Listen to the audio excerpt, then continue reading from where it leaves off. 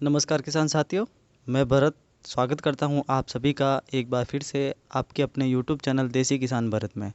आज हम बात करने वाले हैं कि हम घर पर बिल्कुल कम लागत में और अच्छी नर्सरी किस प्रकार से तैयार करें। आज के इस वीडियो में हम आपको 3 तरीके से नर्सरी लगाकर दिखाएंगे, जिसमें कोर कॉइन के माध्यम से और पॉलीथीन के अंदर और सीधा ज़मीन पर तीनों तरह की नर्सरी लगाकर आपको दिखाएंगे और उनका रिज़ल्ट भी आपको दिखाएंगे। तो ज़्यादा समय न लेते हुए शुरू करते हैं हमारे आज के इस वीडियो को। और हम आपको सबसे फर्स्ट पॉइंट बताते हैं कि हम नर्सरी लगाने के लिए जो स्ट्रक्चर तैयार करते हैं उसमें हमें क्या क्या चीज़ों की आवश्यकता पड़ती है। नर्सरी का स्ट्रक्चर तैयार करने के लिए सबसे पहले चीज़ की हमें जो ज़रूरत पड़ती है वो पड़ती है कि नर्सरी का स्ट्रक्चर बनाने के लिए पाइप, या आपके पास अगर बम्बू की रॉड है तो आप उसका भी प्रयोग कर सकते हैं। और अगर आपके पास ड्रिपर की जो पाइप होती हैं, वेस्टेज वाली ड्रिपर की पाइप का भी आप इस्तेमाल कर सकते हैं, जैसा हमने किया है। ये हमारी ड्रिपर की जो वेस्टेज पड़ी हुई पाइप थी, हमने उसको काम में लिया है। और हमारे यहाँ हार्ड मिट्टी थी नीचे, तो हमने इसमें 2 खिल्ले डाल दिए दोनों तरफ। और इस खिल्ले के अंदर जो पाइप होता है हमारा, इस पाइप को बेंड करके इसमें लगा दिया है। और उसके बाद दूसरा नंबर की ज़रूरत पड़ती है हमें प्लास्टिक पन्नी की।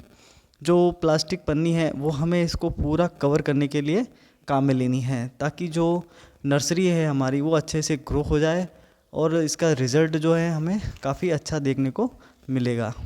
एक बात का आपको हमेशा ध्यान रखना है कि जो आप नर्सरी लगा रहे हैं वो छायादार स्थान पर लगानी चाहिए, या फिर इस पर ग्रीन नेट की सहायता से छांव करने के बाद ही नर्सरी लगाएं। तो इसी तरह से हमारा जो नर्सरी लगाने का जो स्ट्रक्चर है वो बिल्कुल बनकर तैयार हो गया।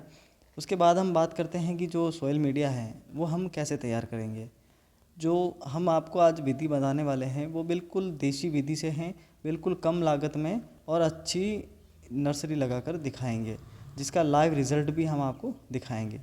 सबसे फर्स्ट चीज़ है कि जब हम सॉइल मीडिया बनाते हैं तो हमें अपनी खेत की मिट्टी का प्रयोग करना है। और इस मिट्टी के अंदर आपको कोकोपीट और इसके साथ में जो गोबर का खाद या वर्मी कंपोस्ट, जो गोबर का खाद हम लेते हैं वो बिल्कुल सड़ा हुआ होना चाहिए। और जो इसके साथ में आप कोकोपीट का प्रयोग कर रहे हैं वो भी बिल्कुल नई होनी चाहिए। पुरानी कोकोपीट आप काम में न लें, नई कोकोपीट है वो काम में लीजिए। इसका जो मिश्रण है वो कुछ इस प्रकार से रहेगा। जो कोकोपीट है वो 10% की रहेगी, 20% इसमें आपका वर्मी कंपोस्ट रहेगा और इसमें 70% जो है वो हमारी मिट्टी रहेगी। और आप इसमें चाहे तो एसएसपी भी ऐड कर सकते हैं। और इसके साथ में आप अगर फंगीसाइड मिलाना चाहे तो फंगीसाइड का भी प्रयोग कर सकते हैं। लेकिन फ़िलहाल हमने इसमें अभी कोई फंगीसाइड का प्रयोग नहीं किया है, क्योंकि हम फंगीसाइड जो है वो पानी के माध्यम से देंगे, इसीलिए फंगीसाइड का प्रयोग हमने अभी नहीं किया है। इसके बाद दूसरा जो तरीका है वो कोर कॉइन के माध्यम से। ये कोर कॉइन जो होता है ये कोकोपीट का बना हुआ होता है। इसमें कोकोपीट डाली हुई होती है और ये पॉलीथीन, एक कपड़े की पॉलीथीन टाइप आता है, उसमें पैक किया हुआ होता है। जब इसको हम पानी में डालते हैं तो ये फूलकर बड़ा हो जाता है और इसमें जो सीड है वो आसानी से ग्रो भी हो जाता है। और हमें जो जर्मिनेशन का जो परसेंटेज है वो इसमें काफ़ी अच्छा देखने को मिलता है। तो इसीलिए हमने ये भी ट्राई करने के लिए मंगवाया था। और अगर किसी किसान भाई को ये क्वांटिटी में चाहिए तो आप हमसे संपर्क कर सकते हैं। हम आपको अच्छे डीलर का नंबर प्रोवाइड करा देंगे, क्योंकि इस वीडियो के माध्यम से हम आपको नंबर नहीं दे पाएंगे, क्योंकि ये सिक्योरिटी रीज़न के हिसाब से सही नहीं रहेगा। तो हम आपको पर्सनली बता देंगे। आप कमेंट बॉक्स में कमेंट हमें ज़रूर करें। अगर किसी भाई को ये कॉइन कॉयर लेना है तो हमें कमेंट करें, हम आपको उनका नंबर प्रोवाइड करवा देंगे। और अगर किसी भाई को कम क्वांटिटी में चाहिए, जैसे 50 पीस, 100 पीस, 200 पीस, तो हमसे संपर्क कर सकते हैं। इतनी क्वांटिटी हम भी आपको भिजवा सकते हैं।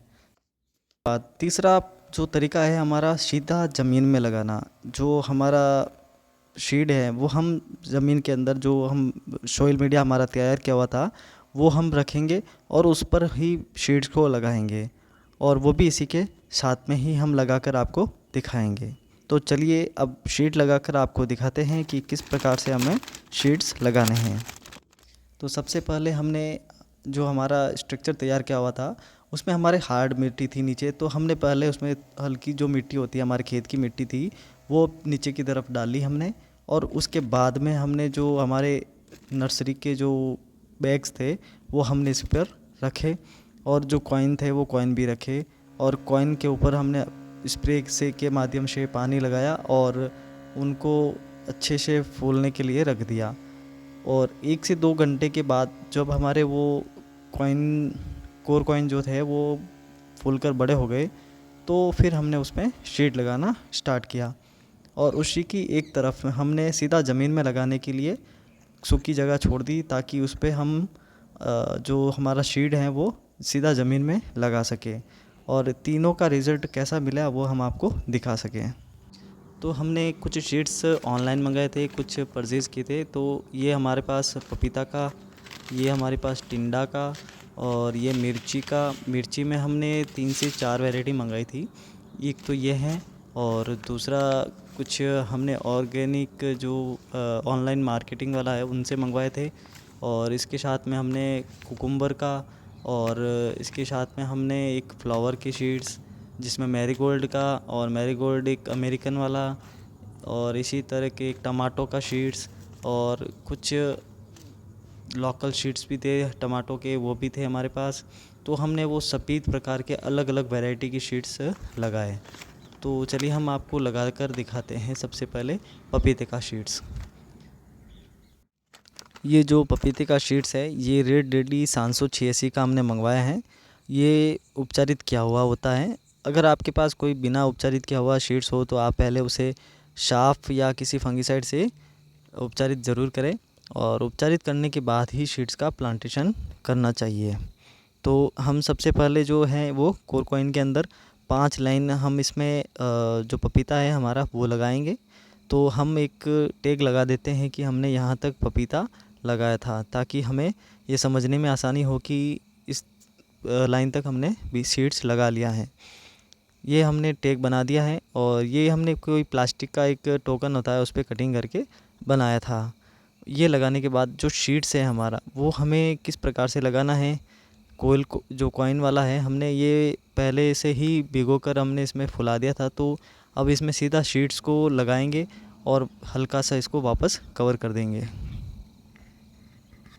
इसी तरह से हम हमारे जो सारे शीट्स है जिसमें कुकुम्बर है, मिर्ची का है, और जो मैरीगोल्ड का शीट्स है, टिंडे का शीट्स है, वो सारे शीट्स लगाएंगे। अब हमारा दूसरा तरीका, जो हमने नर्सरी बैग में मिट्टी भरी थी उसमें हम शीट्स लगा के आपको दिखाएंगे। तो सबसे पहला हम रेड लेडी 786 का शीट्स लगा रहे हैं। तो जब भी आप बैग्स में सीड लगाएं तो आप एक जो ऊपर का छेद कर रहे हैं वो ज़्यादा गहरा ना करें। जब आप शीट्स लगा रहे हैं तो उसमें करीब 2 से 3 mm का छेद करें, और वो आपके पास अगर लकड़ी का टुकड़ा है तो आप उससे कर सकते हैं। जो एक अंगुली के जितना मोटा होना चाहिए उससे आप छेद करें, और 1 से 2 mm का छेद करके उसमें शीट्स को लगाएं, और फिर उसी मिट्टी से उसको कवर कर दें। इसी बात को ध्यान में रखते हुए हमें सारे शीट्स लगाने हैं। और जो हमारा तीसरा विधि है वो हमें लगाना है सीधा मिट्टी में। तो मिट्टी में भी इसी तरीके से हमें लगाना है कि ज़्यादा गहरा न लगाकर बिल्कुल 1 से 2 mm की गहराई पर शीट्स को लगाना है, और ऊपर से मिट्टी को अच्छे से कवर कर देना है। जब हमारे सारे शीट्स लग जाए तो उसके बाद हमें इस पर पानी देना है। और पानी जो हम पहली बार जब देते हैं तो हमें, हमारे पास अगर स्प्रेयर मशीन है तो आप उससे दे सकते हैं, वरना आप इसके ऊपर ही फोगर्स लगा सकते हैं जैसा हमने लगा रखा है। हमने दोनों सिस्टम से पानी देकर आपको दिखाने की प्रयास किया है कि आप स्प्रे मशीन से भी इसको पानी दे सकते हैं, और फोगर्स को भी चालू करके भी आप उससे भी पानी दे सकते हैं। तो हम अभी फ़िलहाल अपनी स्प्रे मशीन जो हमारे पास है उससे पानी देंगे, ताकि जो इसमें समान रूप से पानी है वो अच्छे से मिल जाए। क्योंकि फ़र्स्ट बार जब हम मिट्टी के बैग्स में पानी देंगे और जो सीधा ज़मीन पर हमने दिया है उसमें पानी देंगे वो थोड़ा ज़्यादा देना पड़ेगा। कॉइन्स के अंदर तो हमने पहले से नमी बना रखी है तो उस पर ज़्यादा पानी देने की आवश्यकता नहीं होती है। तो हम इसी प्रकार से पानी देंगे, और पानी देने के बाद हमारी जो नर्सरी हमने स्ट्रक्चर तैयार किया था उस पर जो प्लास्टिक की पन्नी हमने लगा रखी है उसको पूरा एयर टाइट करके पूरा अच्छे से पैक कर देंगे, ताकि जो अंदर की तरफ जो हमारा नमी है वो अच्छे से बना रहे और जो क्लाइमेट है अंदर का वो बिल्कुल बारिश की जैसे मौसम होता है वैसा बन जाएगा। और इससे जो हमारा शीट्स है वो अच्छे से भी ग्रो भी होगा और हमें लगभग 100% जर्मिनेशन का रिज़ल्ट मिलेगा। तो दिखाते हैं आपको रिज़ल्ट कि हमने जो नर्सरी लगाया है उसका रिज़ल्ट हमें क्या मिला। इसमें सबसे अहम पॉइंट कि इसका जो नर्सरी है वो किस महीने में लगाया जाता है उसके बारे में हम आपको बताना भूल गए थे। तो हम ये बताना चाहते हैं कि जो इसका नर्सरी है वो आप जनवरी से लेकर मार्च के बीच में लगा सकते हैं और इसके बाद मई से लेकर जून के बीच में आप इसको लगा सकते हैं और इसका जो रिज़ल्ट है वो आपको अच्छा देखने को मिलेगा। तो हमारा जो ये नर्सरी है ये हम फरवरी महीने में लगा रहे हैं और इसका रिज़ल्ट दिखाने के उद्देश्य से ही हमने इस वीडियो को काफ़ी लेट अपलोड किया है, ताकि आपको इसके लगाने के बाद में जो रिज़ल्ट मिलता है वो रिज़ल्ट हम आपको दिखा सकें। तो इतना वेट करने के लिए आप सभी का धन्यवाद। अब हम आपको दिखाते हैं इसका रिज़ल्ट। जो हमने ये नर्सरी लगाया था आपके सामने ही इसको हम ओपन कर रहे हैं। जो हमने नर्सरी लगाया था उसके बाद आज फर्स्ट टाइम इसको हम ओपन कर रहे हैं, क्योंकि इससे पूर्व में हमें कोई काम की वजह से बाहर जाना पड़ा था तो हमने इसको खोल के नहीं देखा। तो आज लगभग हो गए हैं पूरे 16 से 17 दिन और 17 दिन का जो जर्मिनेशन है वो आपको लाइव इस वीडियो में आपको हम दिखाएंगे। ये देखिए हमारा जो पपीता का फर्स्ट लाइन है वो अभी जर्मिनेशन कोर कॉइन में नहीं हुआ है। बाकी मिर्ची का हो गया है, टमाटर का हो गया है और कुकुम्बर का हो गया है। अभी ये मिर्ची जो हमने सीधे ज़मीन में लगाई थी वो भी ग्रो सारी हो गई है, सारी जर्मिनेशन हो गई है। जो पपीता है वो थोड़ा लेट जर्मिनेशन होता है, तो अभी तक पपीता किसी में भी ग्रो नहीं हुआ है, ना हमारे जो नर्सरी बैग थे उसमें भी नहीं हुआ है। और ये देखिए हमारा जो फ्लावर का सीड्स था मैरीगोल्ड का, वो सीड्स जर्मिनेशन हो गया है। और ये कुकुम्बर का था, जो कुकुम्बर भी सारे जर्मिनेशंस हमारे सही से हो गए हैं। और इसके साथ ही हमने जो पपीता लगाया था वो अभी तक जर्मिनेशन नहीं हुआ है, तो हमें करीब 5 दिन का और वेट करना होगा, जिससे जो हमारा पपीता है वो भी जर्मिनेशन अच्छे से हो जाए। और इसके साथ में देखिए जो हमने कोरकॉइन में हमने मिर्ची का पौधा लगाया था वो हमारा लगभग सारा 90% तक जो जर्मिनेशन है वो कंप्लीट हो गया है। तो जो रिज़ल्ट हैं वो हमें कोरकॉइन में रिज़ल्ट काफ़ी अच्छा देखने को मिला है। इसमें सारे लगभग सारे ही पौधे जर्मिनेशन हो गए हैं।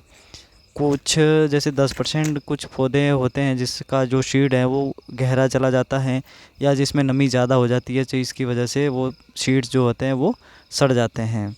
बाकी कोर कॉइन के अंदर तो हमें रिज़ल्ट काफ़ी अच्छा मिला है। टोमेटो के सीड्स जो हमारे थे वो भी अच्छे ग्रो हुए हैं और जो पपीता है वो अभी तक इसका ग्रो नहीं हुआ है, क्योंकि उसमें थोड़ा टाइम लगता है। उसका जो सीड्स होता है वो थोड़ा हार्ड होता है, इसीलिए उसमें टाइम लगता है। तो वेट करते हैं और रिज़ल्ट आपको इसके आगे का भी दिखाते हैं। ये ठीक 5 दिन के बाद में वापस हमने इसको ढक के रखा था, उसके बाद वापस निकाला तो आप रिज़ल्ट देख सकते हैं कि 5 दिन के बाद लगभग जो जर्मिनेशन नहीं हुआ था वो भी सब जर्मिनेशन हो गया है और जो हमारा पपीता का सीड्स था वो भी सारा जर्मिनेशन हो गया है। तो हमें जो रिज़ल्ट मिला है वो सबसे बेस्ट रिज़ल्ट हमें मिला है वो नर्सरी बैग्स में मिला है पपीते का। बाकी सब जो सब्जियां थी वो कोर कॉइन के अंदर अच्छी जर्मिनेशन हुआ है और सिर्फ जो पपीता है उसका जर्मिनेशन हमें जो नर्सरी बैग्स हैं उसमें अच्छा देखने को मिला है। बाकी जो मिर्ची का सीड्स हमने सीधा ज़मीन में लगाया था वो भी अच्छा ग्रो हुआ, कोर कॉइन में भी अच्छा हुआ और नर्सरी बैग्स थे उसमें भी अच्छा हुआ है। कुल मिलाकर हम ये कह सकते हैं कि अगर आप नर्सरी लगा रहे हैं तो आप एक स्ट्रक्चर तैयार करें नर्सरी का और उसे पॉलीथीन से ढककर फिर आप नर्सरी तैयार करेंगे तो उसमें जर्मिनेशन का जो क्षमता है वो ज़्यादा हो जाएगी और हमें सीड्स का नुकसान भी नहीं होगा। तो आशा करता हूँ मेरे द्वारा दी गई जानकारी आपको अच्छी लगी होगी, और मेरे द्वारा दी गई जानकारी आपको अच्छी लगी हो तो प्लीज़ कमेंट बॉक्स में कमेंट करके ज़रूर बताएं। और अगर आपने अभी तक हमारे चैनल को सब्सक्राइब नहीं किया तो सब्सक्राइब भी ज़रूर करें और हमारे वीडियो को अपने मित्रों तक शेयर भी करें। मिलते हैं किसी नए वीडियो के साथ, नए टॉपिक के साथ। तब तक के लिए दीजिए इजाज़त। जय जवान, जय किसान, भारत माता की जय।